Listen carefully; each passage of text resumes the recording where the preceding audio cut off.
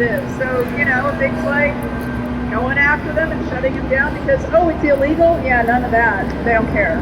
Requiring more leasing auctions for companies to drill on federal lands. Requiring. That means, they have to drill more. Boo! They're going to push through Joe Manchin's very favorite. Well, I was wondering. I'm wondering. Joe Manchin has invested in. I heard that this is an issue that's involving people of color. Oh, absolutely. Involving people of all stripes. It has to. Do you mind telling me more? Deal would take away our rights. Climate is the way we support ourselves on this earth.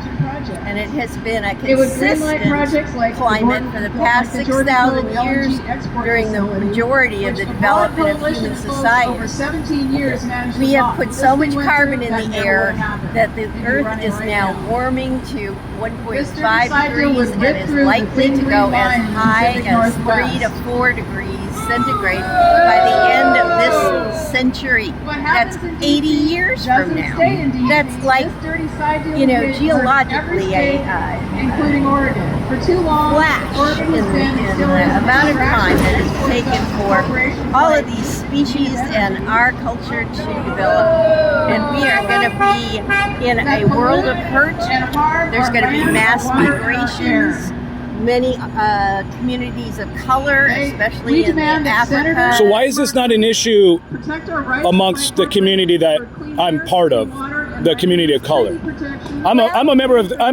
I just heard that this is affecting Black lives, and I don't see Black people here at all.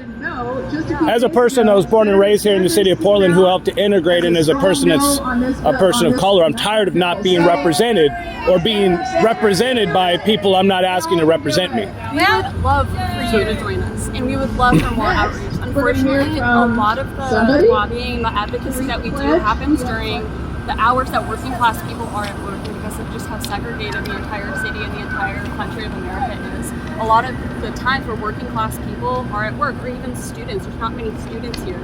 I just came from class, and so that's the only reason why I was able to get here. A lot of these people are retired or in a position where they can take this specific amount of time off. And we really want to outreach to more communities. And we would love for you to join us. Thanks. How do I join you? It's actually right here. So we're with an organization called Extinction Rebellion. We're advocating for climate education. And so there's a QR code that you can use to scan to our website, and it'll take you to a form to fill out. You're not one of those groups that are calling blacks tokens, or you're calling them or just ignorant for possibly voting for Trump, would you? Because I get that. I hear. I'm born and raised here in the city of Portland. I've been a person of color my entire life. I used to be chased by white supremacists, and that stopped. All of a sudden today, I'm being chased by people who identify as white supremacists, not white supremacists, but they use a tier of CRT that puts them up here, and they act as advocates. So in other words, they're kind of like supremacists in my opinion, and they're going around telling people that if you didn't vote for Joe Biden, for example, you're not black. Oh, weird. Well, you didn't hear Joe Biden say that? Yeah, Joe Biden said that. Black Lives Matter seems to have only benefited the Democratic Party and people that look like y'all, not me. Yeah. And so when I'm walking by and I hear this is an issue for people of color, and I don't see any people of color here. You're right. Yeah. You're right. You should see. Please get the word out for us. And also that the Democratic Party is not separate from the races of America. Yes. Oh, no, I know. From what I understand, the Democratic Party helped form the KKK, and the entire time they've been trying to tell me that it was the Republicans. They benefit from racism too. I mean, I feel like I'm living in a Democratic plantation where we have white people telling me that how to be black and how to care. Where I have Joe Biden, who won 70% plus. I don't know how many people voted for Joe Biden under the preference that if you didn't vote for him, you're not black. Yeah. Yeah. or just cognitively dissident, put themselves outside of That's like of their. gaslighting. But it's kind of like this. I mean, I'm just saying. I don't see any people of color, so I'm like, how am I really representative outside of just a talking point? And you're right. That is super valid. And like we hold other rallies that aren't during normal working class hours, and we love to have more community outreach. We're a relatively new organization, started in 2019 as a grassroots organization, so we're kind of building from like what we have. And so we're really trying. Like I'm trying to reach out to young people on my college campus who are significantly more diverse. No, I totally dig it. And if you're young, I don't want to be age. I'm not trying to age or anything like that. I started working in politics when I was 17 in 1997. I've been all around the country. I've been all over the world, spoken with hundreds of thousands of people. But there are, at this point, a certain narrative or a script, and I hear you kind of repeating that script, and I don't know if you're doing it consciously or unconsciously, but eventually it may become conscious, and once it becomes conscious, I'm kind of concerned that it'll just become kind of a way of life, just kind of speaking a narrative as opposed to actually looking around you and observing, like, taking stake of what you're saying and compared to what's actually being seen. Super valid concern. Like, especially like when you see so many activists, it's really. There's a group today called Antifa. Yeah. I basically see Antifa is the new modern day KKK. A bunch of white people wearing masks going out attacking people based on their political identities, associations, calling people of color racist, calling Joey Gibson a white supremacist. And I see people like Joanne Hardesty weaponizing equity and taking an opportunity to use people like me and claim that I'm a white privileged white supremacist. For 3 years, Joanne Hardesty convinced OPB that I was a white male. I don't know if she convinced him or they were just carrying water to protect her from the actual community, because there is a community here and it's not unified. Maybe the white people might see us all as one, but we are not fucking one. It's diverse in opinion, right? You don't all agree with yourselves within that. Nor do we vote or socially engineer each other the same way or have the same aspirations for power. I mean, with regards to Antifa, like, I don't like a lot of their tactics, and I've gone to some events and I've not really felt comfortable there, because like there's violence bringing to the surface in those encounters with Patriot Prayer and other groups like that. I've also heard... See, Patriot Prayer is so local that nobody outside of Portland or Washington is even going to know what you're talking about. Well, that's who comes to Portland. And then they want to do it. I know. Led by a person of color who came here to martyr himself. Joey Gibson's never attacked anybody. He's only been attacked. I've been filming these things for years. I've been attacked. I'm on my way to the courthouse to file a police report. Eli Ritchie. Hi, I'm Jay. And what are you filming for? Because I'm documenting the political revolution. Okay. Because I'm a person of color and I stand out. While white people could just put masks on and fucking blend in with the crowd, I have to be out here standing 6'5", wearing my oppression on my face every fucking day. So when they came to me and told me in 2015, DSA, when they came and asked me, hey, can we get your help to get out the vote?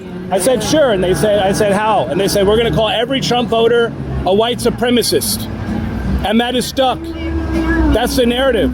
If you support Trump, you're a white supremacist, or you're white supremacist affiliated, and this is coming from people who identify themselves as white supremacists. The irony. I grew up in a world where Democrats were calling me a super predator. Today, I'm growing up in a world where Democrats are calling me a white supremacist. When I see you guys out here and know people of color, and you guys are repping people of color, I don't buy it anymore, and so I'm filming it. I've been doing this for over 20 years. Again, I know my history too, and then I also know a little bit about the history before mine. They killed our civil rights leaders after locking them up. They infiltrated the left in the 70s. Yeah. Antifa is the fucking FBI today. All they're trying to do is take patriots' fucking guns and kill, and God, if you don't believe so. They infiltrated, I'm sorry, it's just the way it is. The staff person came down. But This is a staff person from Mercury's office asking for Jeff Merkley, Yeah. a Democrat. Permitting- I totally know Jim. I know Merkley too, man. You know what I mean? I haven't been able to get a platform. I Yeah. just haven't had the right. Again, working in politics since 1997 to see this and I'm concerned that you're being used as a proxy by the Democratic corporate's fucking elite. Joe Biden literally got to go around saying Black Lives fucking matter. Antifa is just a fucking idea, and benefiting off of this whole race division, and actually had the confidence at one point to say, if you don't vote for me, you're not black. And now I know that Jeff Merkley, I'm out here talking in the street. I can speak all I want. You're not going to limit my speech, or that's fascism. It's, that's not going to happen. So again, to hear Merkley is here, I'm just saying, be careful, because you're new to this. I know you're strictly nonpartisan, but you get your money from the same place we all get our money. Capitalism. The Democratic Party or the Republic, whoever the fuck wants to spend it. So listen, money is speech. You may be nonpartisan, but that doesn't mean that people aren't able to influence you, especially if you have your hands out. Well, And back to your original point about how does this impact BIPOC, Black, Indigenous, and people of color. In this I don't believe it. I don't believe it. I've read too many pamphlets to believe that it's going to benefit BIPOC communities when I don't see any BIPOC people here. No, that's a really, really valid point. So I don't want to read it. I want to see it. I'm not somebody who talks. I am somebody who acts. I have been arrested over 20 times in the last 5 years trying to bring attention to the racist Democratic plantation that is Oregon. Yeah, and you're right. And you are so right. The bill that we're advocating against is an infrastructure bill where essentially a huge... And you have totally bought into it. And my concern for you, because I see... No, I'm not meaning to talk over you. Because I know you know your script. I know you got it down. I used to write them